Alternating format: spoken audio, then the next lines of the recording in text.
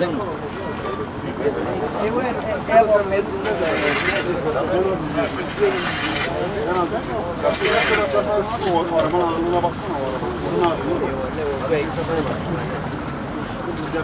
sol taraftaydım, baktım bu araba yola çıktı.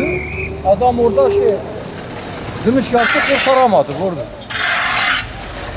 Orada araba çıktı yola. O büyük mü? Büyük araba çıktı. Yok, o minibüs var ya. Yola çıktı, tam orada var ya. Onun üstünde. Otobüs yaptı. Şurada şeyden geliyor. Nereden geliyordunuz? Elazığ'dan. Bu taraftan geliyor. Abi araba o tarafta geldi bak. Direktmen yola çıktı. Ama ışık yanıyordu, dikkat etmedi. Ama otobüs orada kırma yaptı, kurtaramadı. Bak ta o tarafa yaptı. Siz nereye gidiyordunuz?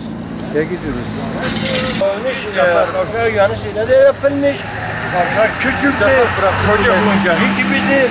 Böyle kavşak mı olur?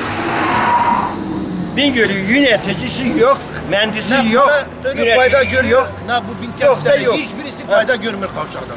Sadece terminal için yapıyor. Hala çevre yolu gelen kavşak nedir yani? Çocuk oyuncağı mı? Diyarbakır'da gelen kavşak var ya. Çocuk oyuncağı mı orası?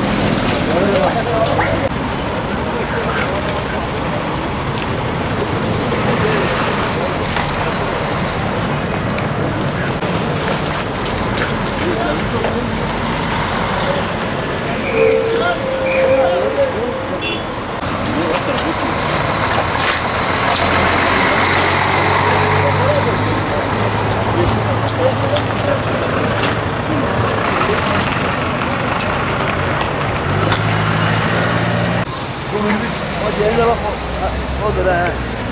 Hem de o gidiyor ha.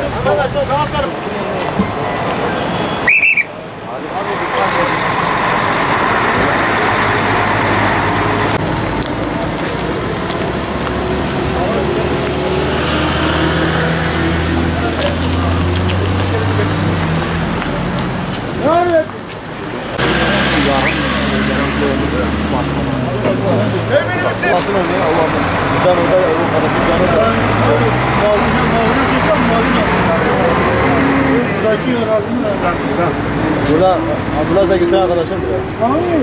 Burası götüren arkadaşım. Burası hepsinden destek.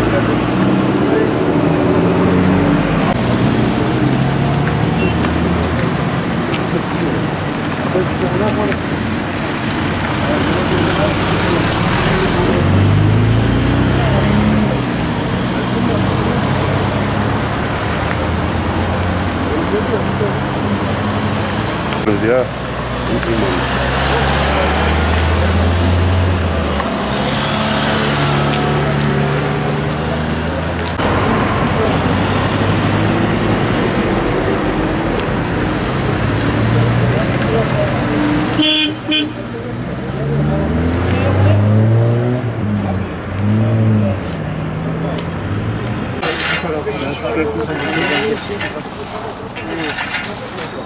Yapıyor ya.